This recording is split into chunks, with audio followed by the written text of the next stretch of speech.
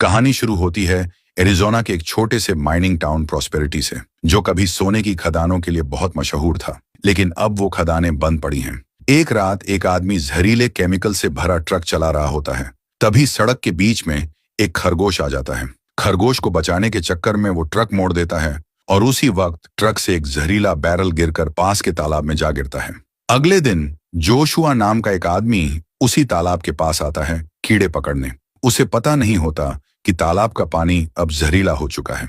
Joshua हर रोज यहाँ आता है क्योंकि उसके पास कई सारी मकड़ियां हैं जिन्हें वो अपने पालतू की तरह रखता है और इन्हीं कीड़ों को खिलाता है।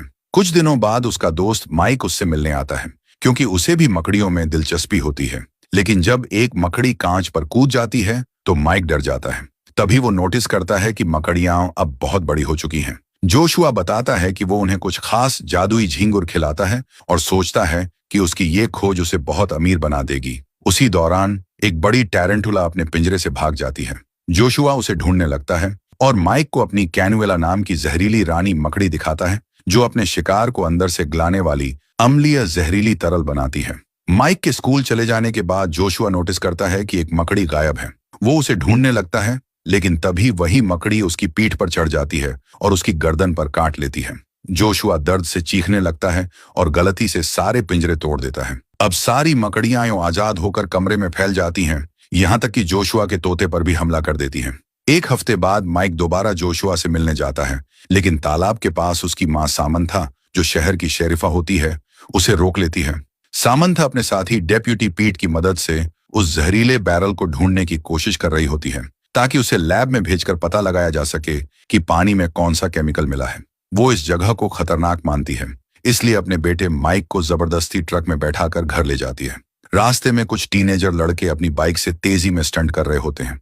ये देखकर सामंथा ट्रक घुमा देती है और उन्हें रोक लेती है। उनमें से एक लड़की उसकी बेटी एशली होती है। सामंथा उसे भी ट्रक में बैठने के लिए कहती है और मेयर के बेटे ब्रेड को लापरवाही से बाइक चलाने पर जुर्माना लगा देती है। रात को एशली घंटों तक फोन पर लगी रहती है और उसे फर्क नहीं पड़ता कि माइक को भी फोन चाहिए।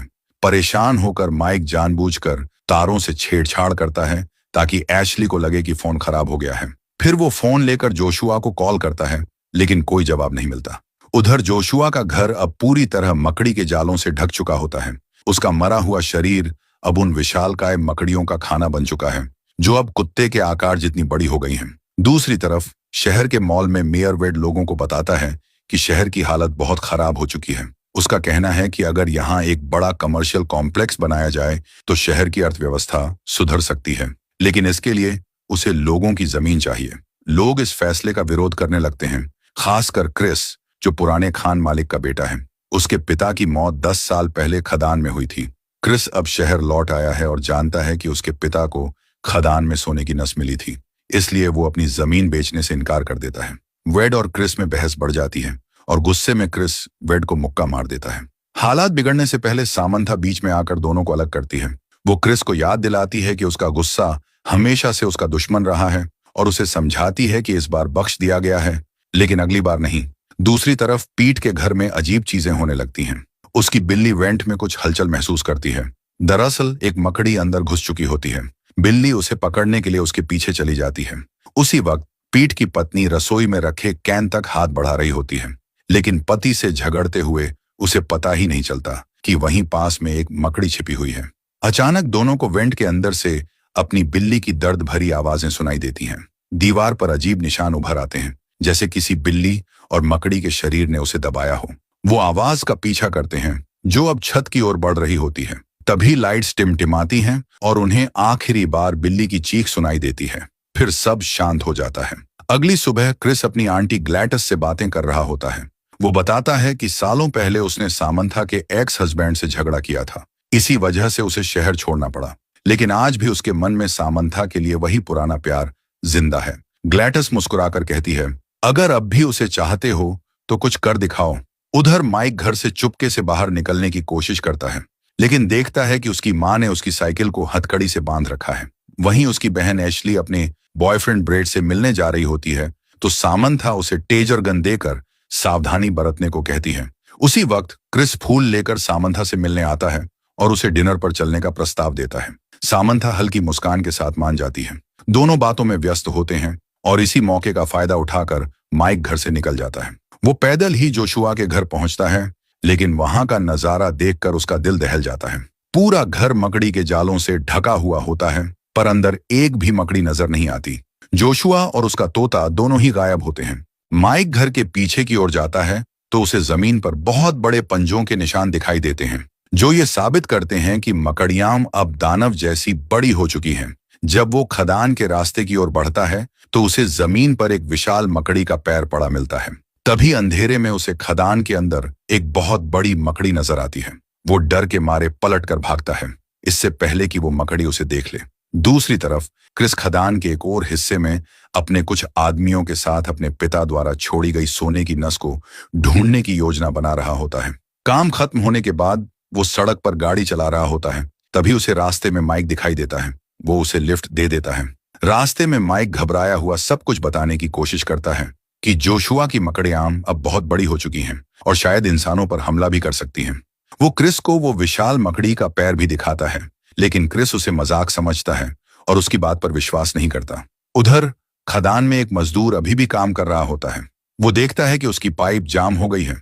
वो उसे खोलने के लिए उसमें फूंक मारता है, लेकिन तभी उस पाइप से सैकड़ों छोटी मकड़ियां उसके मुंह में घुस जाती हैं। जैसे ही वो तड़पता है, अंधेरे से कैनुएला, वो जहरीली रानी मकड़ी, बाहर आती है और उस आदमी को मार डालती है। रात में माइक घर लौटता है और खिड़की से चुपके से अंदर घुसने की कोशिश करता है, लेकिन सामंथा उसे रंगे हाथ पकड़ लेती है। माइक उसे सब कुछ बताने की कोशिश करता है, जोशुआ, मकड़ियां और खदान में दिखे डरावने निशान, लेकिन सामंथा सोचती है कि वो सिर्फ टीवी देखकर कहानियां बना रहा है। गुस्से में वो उसकी बात पर ध्यान ही नहीं देती। इसी बीच मेयर वेड के फार्म में अजीब घटनाएं होने लगती हैं। उसकी एक शुतुरमुर्ग अचानक मरी हुई मिलती है और बाकी सब पागल होकर भागने लगते हैं। वेड बाहर आता है और देखता है कि उसकी एक शुतुरमुर्ग की हड्डियां बची हैं। उसे नहीं पता चलता कि नीचे जमीन के अंदर मकड़ियां घात लगाए बैठी हैं। एक एक करके सारी शुतुरमुर्ग ऐसे गायब होती हैं जैसे जमीन उन्हें निगल रही हो। अगले दिन शहर का रेडियो होस्ट हैरन अपने शो में इन घटनाओं पर चर्चा करता है। वो बताता है कि लोगों को अपने घरों में मरे हुए जानवर मिल रहे हैं और इसके पीछे किसी रहस्यमयी साजिश का हाथ हो सकता है। उसी वक्त एशली फिर से अपने दोस्तों को बाइक रेस करते देखने जाती है, लेकिन उसका बॉयफ्रेंड ब्रैड उसे अपनी ट्रक में रोक लेता है और किस करने की कोशिश करता है। जब वो उससे ज्यादा नजदीक आने लगता है तो एशली मना कर देती है और कहती है कि वो इसके लिए तैयार नहीं है, लेकिन ब्रेड जबरदस्ती करने लगता है। तब एशली गुस्से में आकर अपनी टेजर गन निकालती है और उसे बिजली का झटका देती है। ब्रेड दर्द से चीखते हुए ट्रक से गिर जाता है और डर के मारे पेशाब कर देता है। वो गुस्से में कहता है कि एशली ने ओवर रिएक्ट किया, लेकिन एशली बिना कुछ बोले ट्रक घुमाती है और वहां से निकल जाती है। उसी वक्त अचानक झाड़ियों में हलचल होती है और बाहर निकलती हैं वो विशालकाय मकड़ियां। उन्हें देखकर ब्रेड डर के मारे चिल्ला उठता है और अपनी जान बचाने के लिए भाग खड़ा होता है। वो अपने दोस्तों को चेतावनी देने के लिए दौड़ता है, लेकिन सब उसका मजाक उड़ाने लगते हैं क्योंकि उसकी पैंट गीली होती है। तभी एक विशाल मकड़ी झपटती है और एक लड़के को सीधा पकड़कर मार डालती है। अब सबको असली खतरा समझ में आता है और वे दहशत में इधर उधर भागने लगते हैं। कुछ लड़के अपनी बाइक पर भागने में कामयाब हो जाते हैं, लेकिन कई को मकड़ियां पकड़कर जिंदा खा जाती हैं। ये दैत्य जैसी मकड़ियां इतनी तेज होती हैं कि वो बाइकों का पीछा करते हुए सवारों को गिरा देती हैं और तुरंत उन पर टूट पड़ती हैं। ब्रेड किसी तरह अपनी बाइक तेज करता है और एक बड़े जंप से एक मकड़ी को लात मारकर गिरा देता है। वो सड़क पार करता है, लेकिन उसके पीछे भागती एक मकड़ी ट्रक के नीचे आकर कुचल जाती है।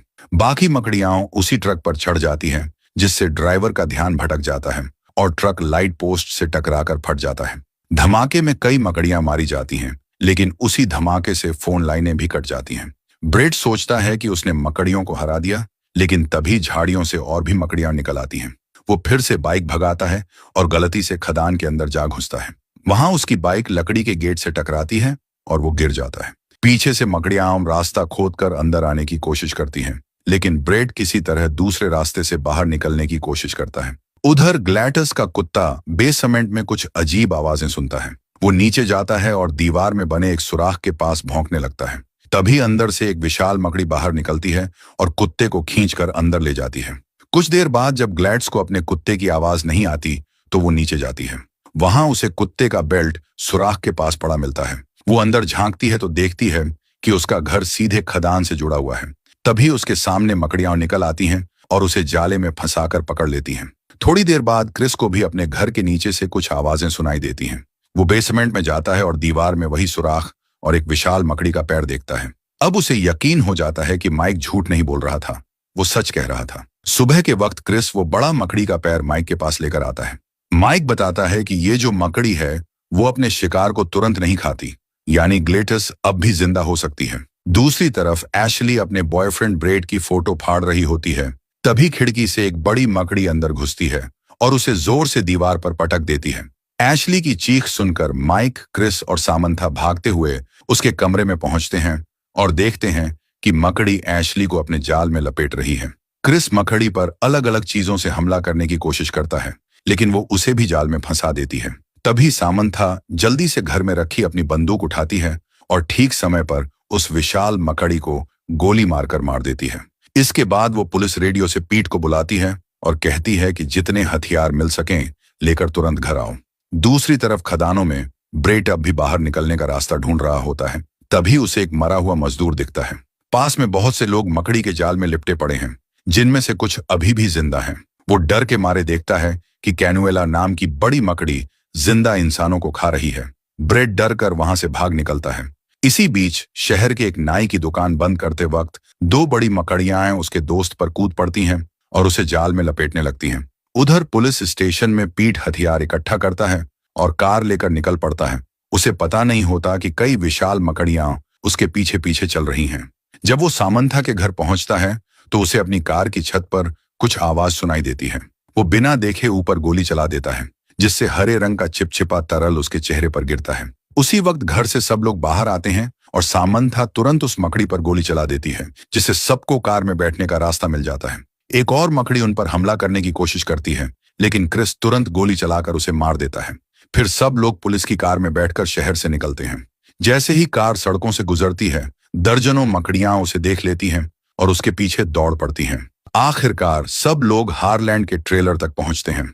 वहां सामंथा उसका रेडियो शो अपने हाथ में ले लेती है और पूरे इलाके के लोगों को चेतावनी देती है कि शहर में विशाल मकड़ियां घूम रही हैं। लेकिन कोई उसकी बात पर यकीन नहीं करता, क्योंकि हारलैंड का शो हमेशा झूठी एलियन कहानियों से भरा होता है। तभी अचानक एक बहुत बड़ी टारंटुला मकड़ी ट्रेलर पर हमला कर देती है और उसे जोर जोर से हिलाने लगती है। सामंथा आखिरी बार रेडियो पर संदेश देती है कि सब लोग मॉल में पहुंच जाएं।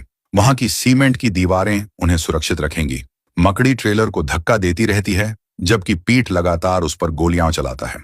आखिरकार वो मकड़ी जमीन पर गिरकर मर जाती है, लेकिन साथ ही ट्रेलर भी गिर जाता है और अंदर मौजूद लोगों की चीखें रेडियो पर सुनाई देती हैं। इतने में दूसरी टारंटुला मकड़ी अपने साथ कई छोटी मकड़ियां लेकर आती है, जिससे टीम जल्दी से कार में बैठकर वहां से भागती है। शहर में दूसरी तरफ एक गाड़ी चलाने में दिक्कत हो रही होती है, क्योंकि उसकी छत पर भी एक मकड़ी चिपकी होती है, जिससे वो गाड़ी टकरा जाती है।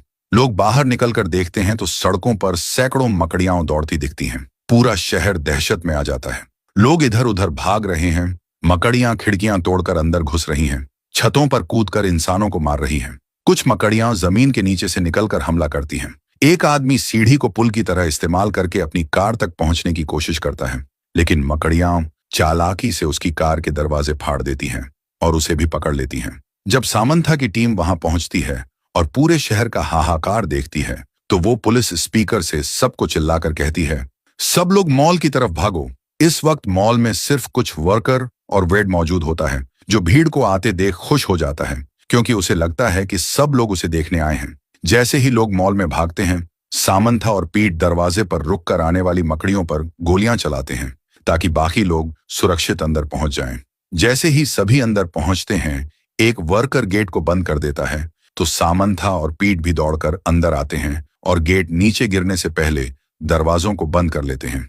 दरवाजे सुरक्षित होने के बाद सभी के बीच बहस शुरू हो जाती है कि अब आगे कैसे बढ़ना है। उन्हें सेना को बुलाने की जरूरत है और वेड बताता है कि उसके पास मोबाइल है, लेकिन सिग्नल बहुत कमजोर है। इसलिए क्रिस और हार्लोन स्वयं छत पर जाकर एंटेना इस्तेमाल करने की कोशिश करते हैं। बाकी लोग हर दुकान में हथियार तलाशते हैं। माइक कुछ परफ्यूम की बोतलें लेकर क्रिस को देता है और बताता है कि ये मकड़ियों की तेज सूंघने की क्षमता को भ्रमित कर सकती है। कुछ ही मिनटों में क्रिस और हार्लोन छत पर पहुंच जाते हैं। क्रिस एंटेना पर चढ़ना शुरू करता है और मकड़ियां भी बिल्डिंग पर चढ़ रही होती हैं। हार्लोन कुछ गोलियां चलाकर उन्हें पीछे रखने की कोशिश करता है और आखिरकार क्रिस सिग्नल पकड़ लेता है। लेकिन जब वो 911 को कॉल करता है, ऑपरेटर उसकी कहानी पर विश्वास नहीं करता। इसी बीच मकड़ियों का दूसरा समूह सामने के गेट पर हमला करना शुरू कर देता है, धीरे धीरे उसे तोड़ते हुए। लोग धैर्यपूर्वक इंतजार करते हैं, लेकिन एशली देखती है कि वेड पीछे के दरवाजे से निकल रहा है। वो भीड़ को बताती है और एक मॉल वर्कर ध्यान देता है कि वेड खदान की तरफ बेसमेंट से जा रहा है। सामंथा अपने बच्चों को वहां छिपाने भेजती है और बाकी वयस्क टैरेंटुला को मारने की तैयारी करते हैं। टैरेंटुला गेट तोड़ देती है और पीछे हटकर हजारों छोटी मकड़ियों को मॉल में घुसने देती है। भीड़ तुरंत गोलियां चलाती है, लेकिन दुश्मन बहुत अधिक होते हैं, इसलिए सभी को बेसमेंट की ओर भागना पड़ता है। मॉल में पूरी तरह अराजकता फैल जाती है। हर कोने में लोग मकड़ियों से मारे जाते हैं या पकड़ लिए जाते हैं। पीट बेसमेंट तक समय पर नहीं पहुंच पाता तो वो एक शटर को उठाकर नीचे फिसल जाता है। जब मकड़ियां शटर के नीचे अपने पैर डालती हैं, पीट तुरंत चेनसॉ से उन सभी को काट देता है और रास्ता साफ कर देता है। बेसमेंट में पहुंचे सभी बचे हुए लोग हैरान रह जाते हैं जब उन्हें पता चलता है कि वेड ने अगला दरवाजा लॉक कर दिया है, यानी अब वे सब अंदर फंस गए हैं। दूसरी तरफ छत पर क्रिस और हार्लोन के चारों ओर मकड़ियां घिर चुकी हैं। हार्लोन सबका ध्यान बंटाने के लिए छलांग लगाकर नीचे झाड़ियों में कूद जाता है। ठीक उसी वक्त पीट भी बाहर आता है। अब उनके पीछे पीछे मकड़ियां आ रही हैं और दरवाजा सिर्फ अंदर से खुल सकता है, इसलिए दोनों को भागना ही पड़ता है। खदान के अंदर वेड की मुलाकात ब्रेड से होती है। तभी मकड़ियां उन्हें ढूंढ लेती हैं। वेड ब्रेड की बाइक लेकर भागने की कोशिश करता है, लेकिन एक विशाल मकड़ी उसे पकड़कर अंदर घसीट ले जाती है। ये देखकर ब्रेड समझ जाता है कि अब जान बचाने का एक ही रास्ता है, बाइक पर बैठकर तेजी से भाग जाना। उधर मॉल में बार्बर छिपे हुए कोने से बाहर आता है, लेकिन उसे पता नहीं चलता कि पास का तंबू हिल रहा है। अचानक एक मकड़ी वहां से निकलती है और उस पर झपट पड़ती है। वापस छत पर क्रिस एंटेना पर थोड़ा और ऊपर चढ़ता है और केबल्स पकड़कर नीचे फिसलता हुआ वेंट्स के रास्ते सीधे मॉल के अंदर पहुंच जाता है। सामंथा उसे जालियों में फंसा देख लेती है और जल्दी से निकालकर बाकी सबके साथ बेसमेंट में चली जाती है। अचानक दरवाजे पर जोरदार धमाके होने लगते हैं और पल भर में वो गिर जाता है। लेकिन डरने की बात नहीं, वो कोई मकड़ी नहीं बल्कि ब्रेड होता है, जो मशीन की मदद से रास्ता खोल रहा होता है। उसके पीछे कुछ मकड़ियां होती हैं जिन पर सब लोग मिलकर गोलियां चलाते हैं और उन्हें खत्म कर देते हैं। लेकिन मकड़ियां अभी भी दूसरे दरवाजे को तोड़ने की कोशिश कर रही होती हैं, इसलिए सामंथा तुरंत मशीन को खिसकाकर उस दरवाजे के सामने लगा देती है ताकि रास्ता बंद हो जाए। फिर वो बाकी लोगों के साथ खदान के रास्ते से बाहर निकलने लगती है। जैसे ही सब लोग सुरंगों के अंदर दौड़ रहे होते हैं, क्रिस को एक अजीब सी गंध महसूस होती है। वो तुरंत समझ जाता है कि ये मीथेन गैस है, यानी जरा सी चिंगारी भी पूरी खदान को उड़ा सकती है। अंधेरे में चलते वक्त एक मॉल वर्कर गलत रास्ते पर चला जाता है और तभी एक विशाल मकड़ी उस पर झपट कर उसे घसीट ले जाती है।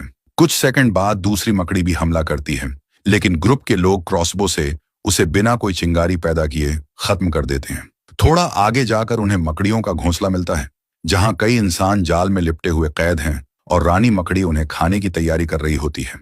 अचानक छत से कुछ गिरता है, सब डर जाते हैं, लेकिन वो वेड होता है जो खुद जाल में फंसा होता है। उसे आजाद कराने के बाद क्रिस सामंथा से कहता है कि वो बाकी लोगों को लेकर बाहर निकले, जबकि वो ग्लैड्स को ढूंढने के लिए रुकेगा। जाने से पहले क्रिस अपने दिल की बात कहने की कोशिश करता है, लेकिन सामंथा मुस्कुराते हुए बताती है कि उसे पहले से पता था, और ये भी कि उसने उसके पति को इसलिए पीटा था क्योंकि वो उसे धोखा दे रहा था। दोनों एक छोटे से गुड बाय किस के साथ अलग हो जाते हैं।